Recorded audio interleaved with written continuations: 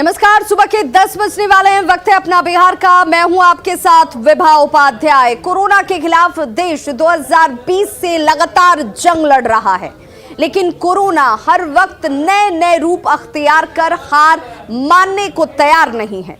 लेकिन इस बार नए साल पर नई जंग की तैयारी कर ली गई है और इस नई लड़ाई का मकसद ही है कोरोना को नेस्तनाबूद कर देना।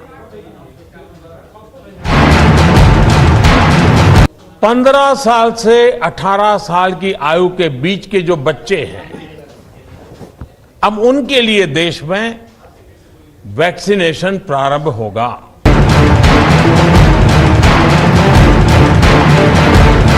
कोरोना अभी गया नहीं है।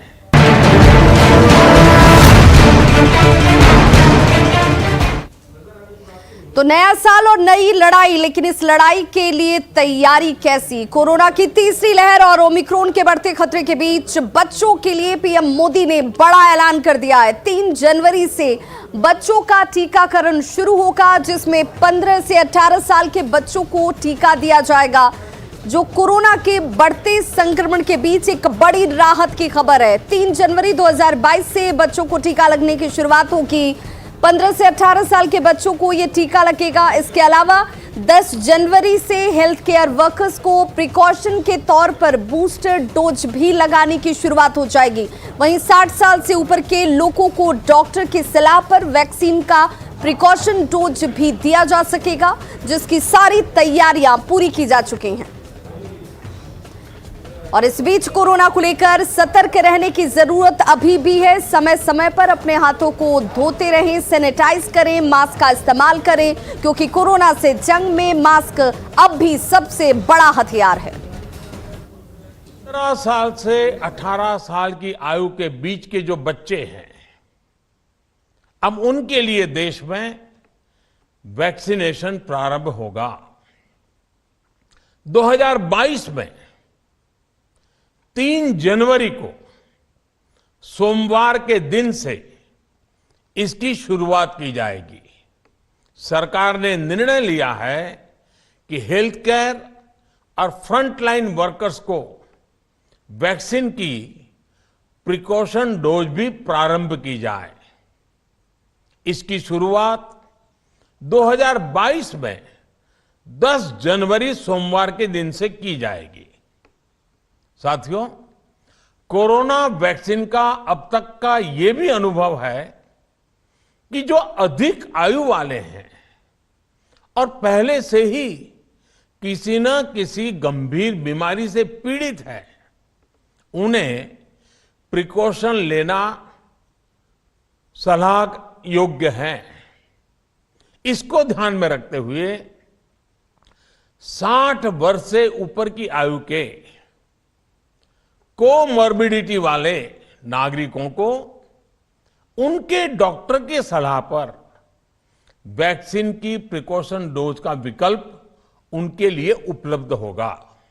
सभी जानते हैं कि कोरोना अभी गया नहीं है। ऐसे में सतर्कता बहुत जरूरी है। देश को सुरक्षित रखने के लिए, देशवासियों को सुरक्षित रखने के लिए आज भारत की वयस्क जनसंख्या में से 61% से ज्यादा जनसंख्या को वैक्सीन की दोनों डोज लग चुकी हैं। तो प्रधानमंत्री नरेंद्र मोदी के ऐलान के बाद पटना के 15 से 18 साल के बच्चों को कोरोना के खिलाफ लड़ाई में इस फैसले को उन्होंने बेहद अहम बताया और थैंक यू पीएम कहा है। संवाददाता ऋतु रोहिणी की ये रिपोर्ट देखिए। कोरोना से जंग के बीच प्रधानमंत्री नरेंद्र मोदी ने देर रात 3 अहम घोषणाएं की हैं, जिसमें सबसे अहम है 15 से लेकर के 18 साल के बच्चों के वैक्सीनेशन को लेकर के।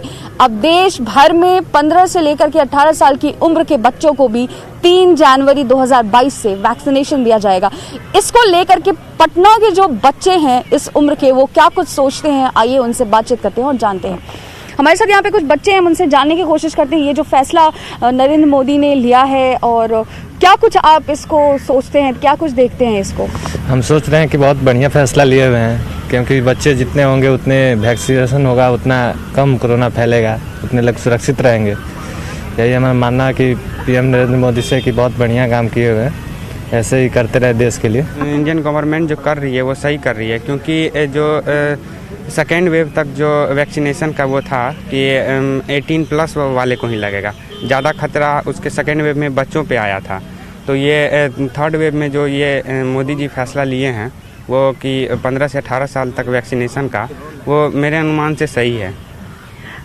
दूसरी लहर में सबसे ज़्यादा युवा जो हैं वही अफेक्टेड हुए थे, तो उसके बाद इस तरीके का एक फैसला आना, एक घोषणा होनी, क्या कुछ कहेंगे आप इस पर? बिल्कुल सही है वैक्सीनेशन, क्योंकि वैक्सीन के बाद जो कोविड, ऐसा नहीं है कि कोविड होगा नहीं, हमें होगा, बट कुछ खतरा कम हो जाता है। और लोगों को सबको वैक्सीन लेना चाहिए और बच्चों को भी डर है, इसलिए सरकार ने जो ये नियम लिया है वो बिल्कुल सही किया है।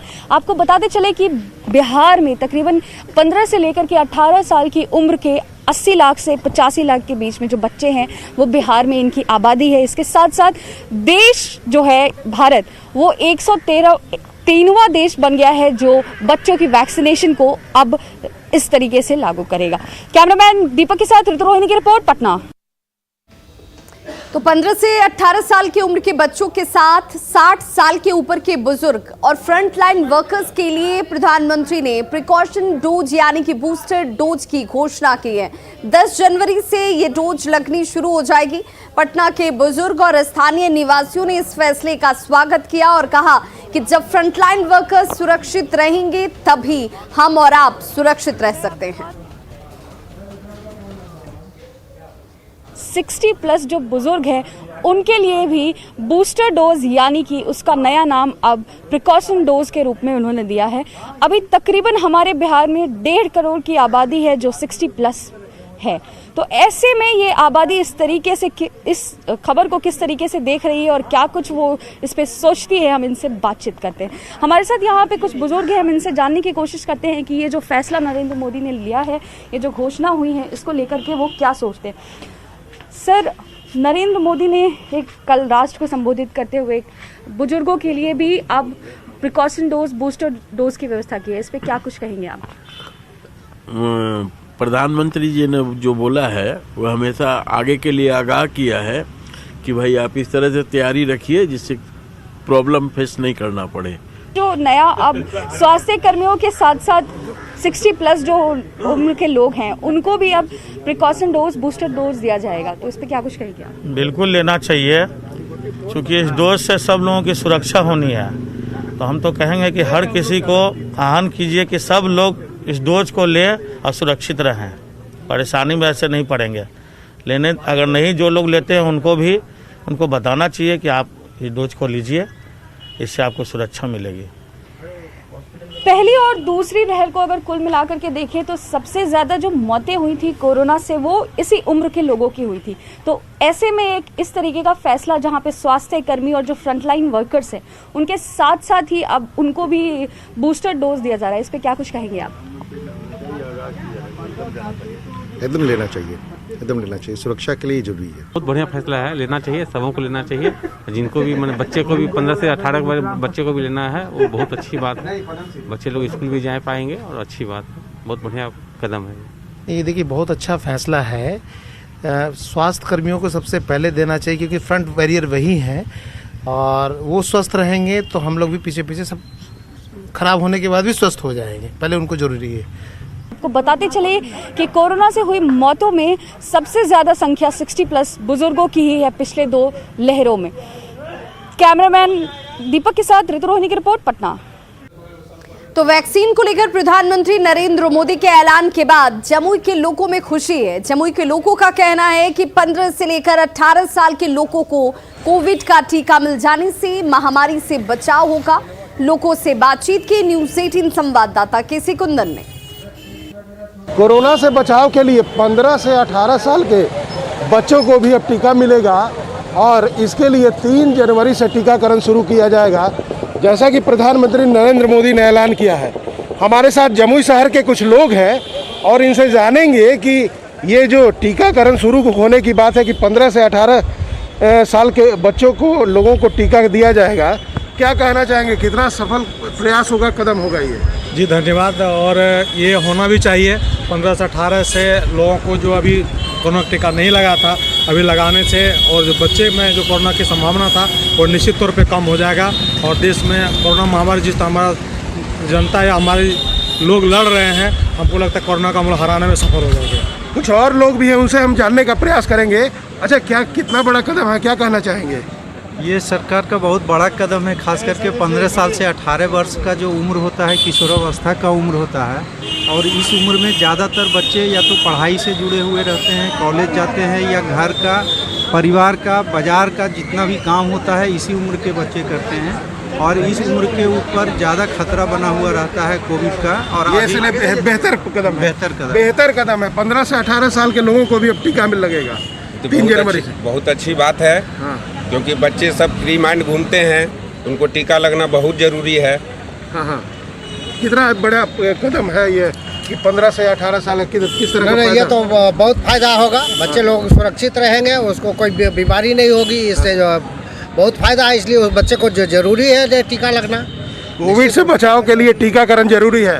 15 से 18 साल के लोगों को अब टीका लगेगा, क्या कदम लगना चाहिए। हाँ। इससे सुरक्षित लोग रहेंगे और स्वस्थ रहेंगे, सुरक्षित रहेंगे और कोरोना से बचाव के लिए जरूरी है।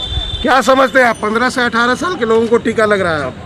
ठीक है तो हो रहा है, ठीक तो हो रहा है। कितना बड़ा कदम है, कितना बड़ा प्रयास? बहुत बड़ा कदम। नरेंद्र मोदी जब है सरकार है, कदम उठा रहे हैं, बहुत बड़ा कदम उठा रहे हैं, बड़ा कदम उठा रहे हैं। जैसा कि लोगों का कहना है, और जम्मू की अगर बात करें तो इन लोगों का ये कहना है कि कोरोना से बचाव के लिए टीकाकरण जरूरी है। और ऐसी स्थिति में जब 15 से 18 साल के लोगों को टीका लगेगा तो जाहिर तौर पर एक बहुत बड़ा तबका जो छात्र हैं, स्टूडेंट होते हैं, उनको कोरोना से बचाव को मिलेगा। और साथ ही यह बहुत बड़ा कदम यहाँ के लोगों ने बताया है। केसी कुंदन, न्यूज़ 18 जमुई। और इन सब के बीच ओमिक्रॉन पर केंद्र की तरफ से राज्यों के लिए 7 निर्देश जारी किए गए हैं। और क्या है वो 7 निर्देश, इसके बारे में भी आप जानते चलिए। फेस्टिवल सीजन को ध्यान में रखकर स्थानीय पाबंदियां जरूरत पड़ने पर नाइट कर्फ्यू के तौर पर लगाई जाएं। फेस्टिवल सीजन चूंकि अगर चल रहा है तो ऐसे में इन ध्यान को रखना बहुत जरूरी है। नए मामलों में कंटेनमेंट जोन और बफर जोन बनाकर पाबंदियां जो हैं वो लगाई जाएं। संक्रमण दर को दोगुना होने से रोकने की जरूरत है। पॉजिटिव केस के नए क्लस्टर बनने से रोक, और इस रोक पर फोकस होना जरूरी है। वैक्सीन की दोनों डोज 100% लोगों तक पहुंचे, इसकी पूरी कोशिश हो। जहां वैक्सीनेशन की दर कम है वहां पर डोर टू डोर कैंपेन चलाए जाए, लोगों तक पहुंचकर उन्हें समझाया जाए और कैंपेन चलाने की जरूरत है। चुनाव वाले राज्यों में सबसे ज्यादा जोर शोर से वैक्सीनेशन कराए जाएं, ज्यादा सतर्कता और निगरानी बढ़ाया जाए। वहीं खबर गोपालगंज से, जहां पर चोरों ने एक निजी बैंक के एटीएम को गैस कटर से काटने का प्रयास किया और इसी दौरान एटीएम मशीन में आग लग गई। चोर मौके से फरार हो जाते हैं। घटना माझागढ़ थाना क्षेत्र के कोयनी बाजार की है। बताया जा रहा है कि कोयनी बाजार में इंडिकैश बैंक का एटीएम है और शनिवार की देर रात चोरों ने पहले शटर का ताला तोड़ा, अंदर घुसकर गैस कटर से एटीएम को काटने की कोशिश की गई। एटीएम में इसी दौरान आग लग जाती है। आग लगते देख चोर गैस कटर और सिलेंडर को छोड़कर यहां से फरार हो गए। घटना में एटीएम मशीन का अगला हिस्सा काफी जल गया है। मौके पर पहुंची पुलिस ने गैस सिलेंडर और एटीएम को काटने वाले उपकरण को जब्त कर लिया। बदमाशों की पहचान के लिए फिलहाल पुलिस एटीएम में लगे हुए सीसीटीवी कैमरों की जांच कर रही है।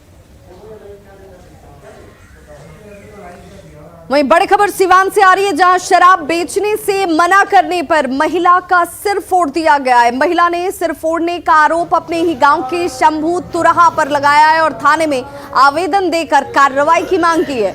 घटना मैरवा थाना क्षेत्र के छोटकी बबनौली गांव की है, जहां शराब बेचने से मना करने पर महिला के साथ देखिए मारपीट की गई। घायल महिला ने यह कहा है कि शराब बेचने से उसने मना किया था, जिसके बाद इसके सिर को फोड़ दिया गया। होता है दारू बेचत न लिया के 1 महीना से है। हाँ। पी के हमरा दुआरी में बिगवा देता है। हाँ। लड़की बड़ी सब बोलत नहीं तो हमके मार का मंगल में कपार काट देना। हाँ। हम जीरा दे 2 पेटी दारू भेजवाता है। के भेजवाता है? संबुत रहा। तो भेजवावेला दारू बेचवावेला? हां। डेली दारू बेचवाला? पुलिस से शिकायत कैले बड़ू कि ना? पुलिस लोग के दिया बटे अभी सन के सुनत नहीं के ना। पुलिस लोग एप्लीकेशन देले बड़ू नहीं का सुना? ना मलइयो का कागज दिया बटे। ट्रैफिक ड्यूटी पर तैनात पुलिस वालों को जिम्मेदार बनाने के लिए पुलिस विभाग पुलिस के आधुनिकीकरण पर अब जोर दे रही है और इसी कड़ी में नालंदा के बिहार शरीफ में पुलिस वालों को बॉडी वॉर्न कैमरे दिए गए हैं। तो पुलिस वालों की वर्दी में जेब से ये बॉडी वॉर्न कैमरे जो हैं वो लगे रहेंगे। ये कैमरे न सिर्फ ट्रैफिक व्यवस्था पर नजर रखेंगे बल्कि पुलिस और वाहन चालकों की गतिविधियों को भी ये कैद करेंगे।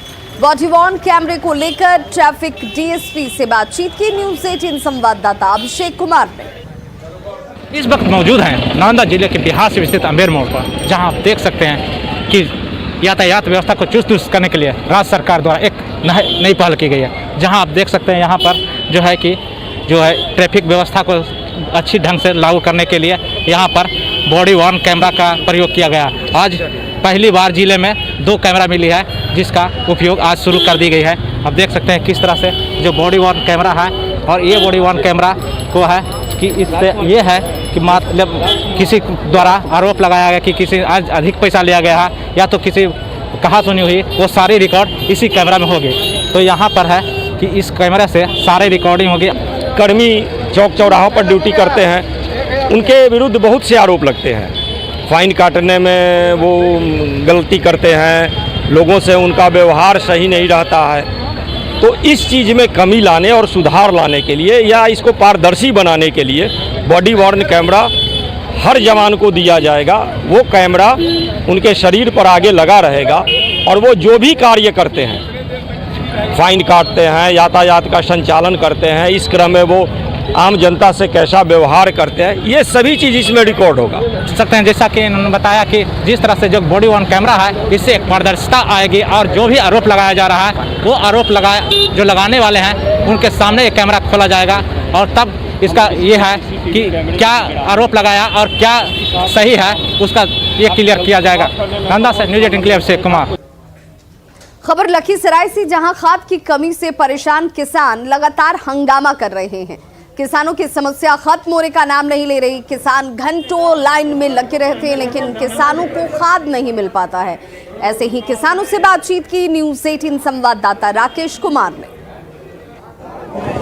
खाद को लेकर जिले में किसान लगातार हंगामा कर रहे हैं, बावजूद इसके खाद की आपूर्ति किसानों को नहीं हो पा रहा है। इस वक्त हम मौजूद हैं लखीसराय शहर स्थित बिस्को मान में। आप देख सकते हैं सुबह से ही किसानों की काफ़ी भीड़ यहाँ पे मौजूद है। किसान खाद को लेकर यहाँ पे कई घंटों से लाइन में हैं, बावजूद इसके किसानों को अब तक खाद नहीं मिल पा रहा है। कुछ महिला किसान हैं, हम इनसे बात करेंगे। क्या नाम हुआ आपका?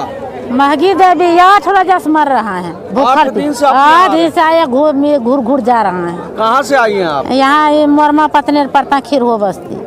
8 दिन से आप 8 दिन से आ रहा है। आज तो 8 दिन से आ रहे हैं डेली। कल भी धरना पे था, यहाँ बंद था, लेकिन खाद कल भी नहीं मिल सकी। उसके बाद आए तो बोला 2 दिन पहले नंबर जिसका लगा है उसी का मिलेगा। आज भी आए तो 9 बजे से लाइन है, अभी तक लाइन का कुछ नहीं हो रहा है। काफी परेशान है। काफी बहुत परेशान है सर। आपने सुना खाद को लेकर किसान काफी परेशान हैं। राकेश, न्यूज़ 18 लखीसराय। सराय खाद का वितरण किया जा रहा है। तो कुल कितने किसानों को? लगभग 300 बोरा हम 300 किसानों को खाद दे चुके हैं अभी तक। कौन सा खाद यहाँ उपलब्ध? अभी मेरे पास मिक्सचर है और भी यूरिया है। कितना लगभग 650 बोरा यूरिया है सर और 14 बोरा 20 बचा हुआ है। बिस्कोमान के प्रबंधन का कहना है कि खाद अभी उनके पास उपलब्ध नहीं है और खाद का वितरण बहुत जल्द जैसी ही उपलब्धता होगी किया जाएगा। अब बात देश की रक्षा करने वालों की, तो देश की रक्षा करते हुए शहीद हुए सिवान के लाल शहीद शिवजी यादव का पार्थिव शरीर जैसे ही सिवान के टेलकत्थू गांव पहुंचा, लोगों की आंखें नम हो गईं। पूरा इलाका वीर शहीद अमर रहे, भारत माता की जय के नारों से गूंज उठा। लोग अमर शहीद की एक झलक पाने के लिए सड़कों के किनारे खड़े नजर आए।